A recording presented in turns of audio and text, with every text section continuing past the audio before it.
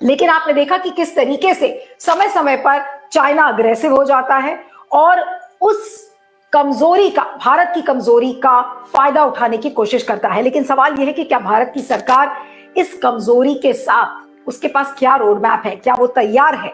अब देखिए आज किस तरीके के बयान हमारे गृह मंत्री अमित शाह ने दिए थे। इसके पहले कि मैं आपकी चर्चा अपनी शुरू करूं, गृह मंत्री का बयान सुनते हैं। देखिए अमित शाह ने क्या कहा और किस तरीके से पूरे मुद्दे को घुमाने की कोशिश की। सुनिए अमित शाह को।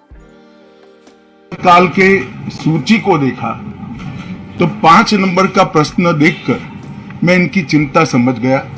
5 नंबर के प्रश्न है राजीव गांधी फाउंडेशन के FCRA रजिस्ट्रेशन को रद्द करने के बारे में।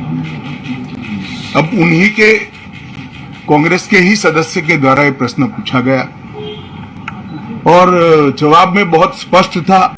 अगर मौका देते तो मैं सदन के पटल पर भी बताता कि राजीव गांधी फाउंडेशन को 2005-6 और 2006-07 के वित्तीय वर्षाल में चीनी दूतावास से 1,35,00,000 रुपए का अनुदान प्राप्त हुआ था।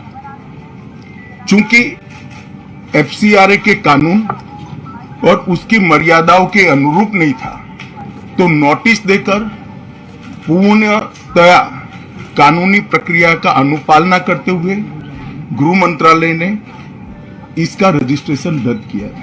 ये जो राशि चीनी दूतावास से मिली, इसका उपयोग भारत चीन संबंधों के विकास पर शोध करने के लिए ये पैसा दिया गया।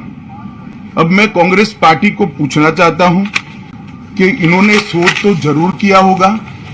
क्या उनकी शोध में 1962 में जो हजारों हेक्टेयर भूमि भारत की चीन ने हड़प ली, वो शामिल था क्या? और शोध इस पर किया तो रिपोर्ट क्या आई है?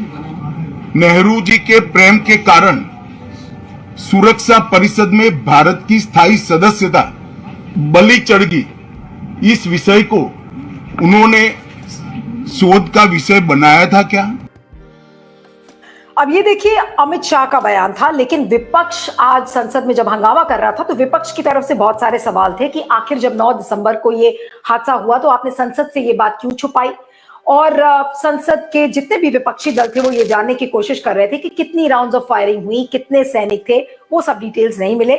लेकिन जब रक्षा मंत्री राजनाथ सिंह आज जब अपना स्टेटमेंट दे रहे थे दोनों सदनों में, तो उन्होंने कहा कि देखिए हमारे जो सैनिक थे उन्होंने चीनी सैनिकों की हड्डियां तोड़ दी, हमने उनको मुंह तोड़ जवाब दिया और हमने उनको वापस भेज दिया।